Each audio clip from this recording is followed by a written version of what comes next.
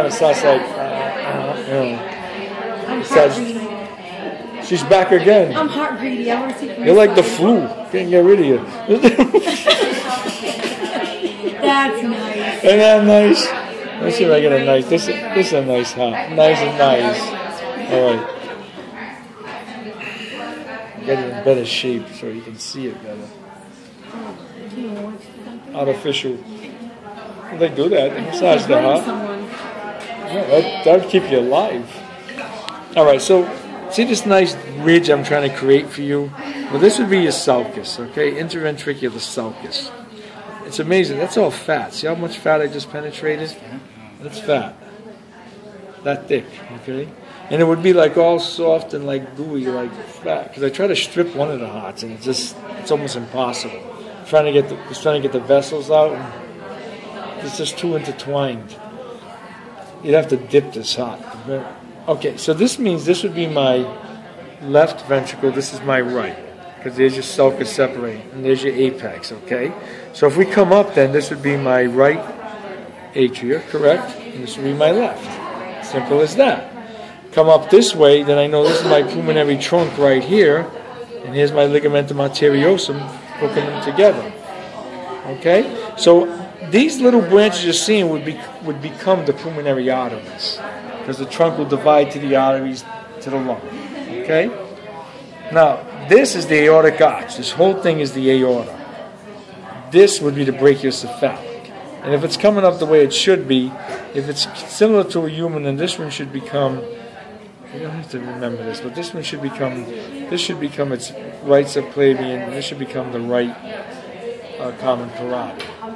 And these might be internal thoracic coming off it, so I can imagine. Way back here that I'm hanging it by is the superior vena cava. See? Feel this and feel an artery. I feel the artery. Feel that and feel the artery. Feel the difference. You're going to learn next week. This one here has 200.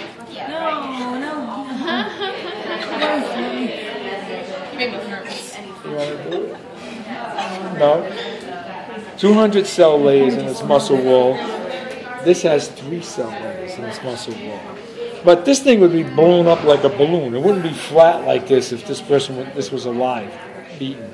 This thing would be really dilated, pretty opened, because it does expand to about this big. And you would see that in someone if you opened them up. Okay? So there's your superior. Here's your inferior. Yeah. Nice and round going into there. So that would be that. Okay? So that takes care outside the heart. So now we want to go inside the heart. So we look at this heart and we say, okay, there's my front. Now do you always know your front? Because you see your pulmonary trunk. That's your guide to pick up the front of the heart. So I'm going to rotate this heart wide open as best I can, just like this. So I rip this heart wide open. Here, this little thread hanging off, that is the remnants of its superior vena cava. And as soon as I rip this heart wide open like this, now this is the back wall. The vena cava would be right here, okay, where this probe would be. That circle, I just stuck that in, is the coronary sinus. That's where all the coronary veins drain back. If we come up a little bit, see this little, like, see I'm making dents in it? Because it's soft, see that? That is the fossa ovalis. If I go through that, I'm in the atrium on the other side. Look at the ring. See the ring of valves? That's your tricuspid valve. 1, 2, 3. And this one's the other half of that one, okay? So 1, 2, 3. 3 cusp. See this right here? Papillary muscle. The bump. Bump. Papillary muscle, okay? This is the chorda tendineae. And this is the trabecular carneae. Not to be mixed up with chili con carne. Now you want to leave the heart. Now you have to leave with the right individual. So if I'm the tricuspid, who am I leaving with? I'm going to the pulmonary artery, so who am I leaving with? pulmonary valve, right?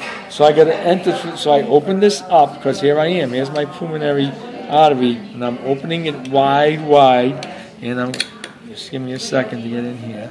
And I'm going to see this little leaflet right here that I'm lifting up, and that little leaflet that I'm lifting up is the pulmonary valve. Because this is the pulmonary trunk right here. See it?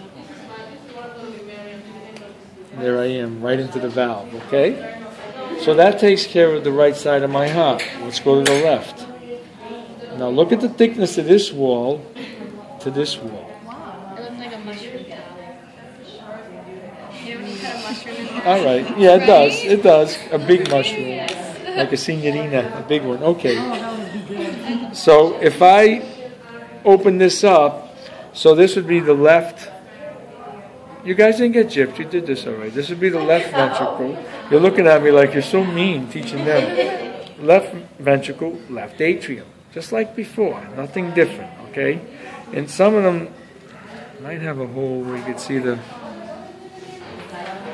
right here coming in.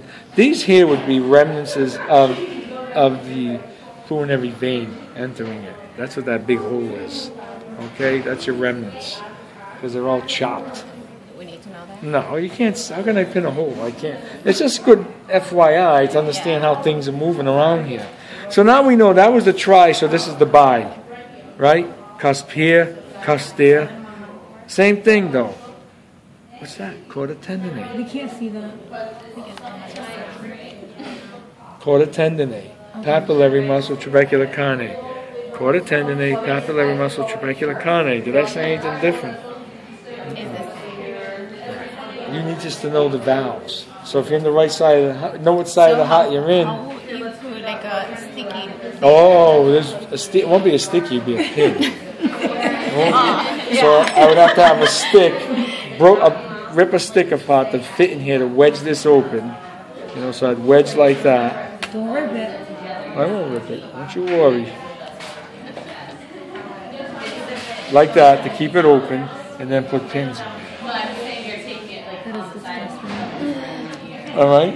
So now I'm going to leave this chamber. So here's my aorta, and there's the aortic valve right there.